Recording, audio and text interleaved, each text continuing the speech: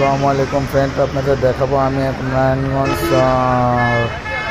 রূপপুর রূপসী গাজীটার ফ্যাক্টরিতে আগুন ধরছে। দেখেন কীভাবে চলতেছে আগুন।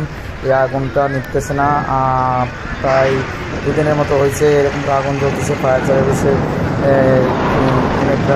কয়েক মিনিট আগুন জ্বালানোর চেষ্টা করতেছে, কারণ আগুন নিতেছে না। দেখেন কী ভয়াবহ আগুন চলতেছে। এর ভেতর নাকি অনেক লোক আছে আটকা, জানি না কি, আল্লাহ জানে ভালো। খুব কষ্ট লাগতেছে এগুলো দেখে। কেমন কী হলো সবাই দেখেন ভিডিওটা, কেমন লাগবে।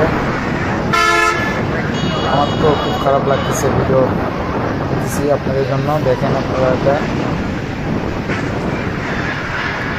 কী অবস্থা, আগুন লাগছে আল্লাহ।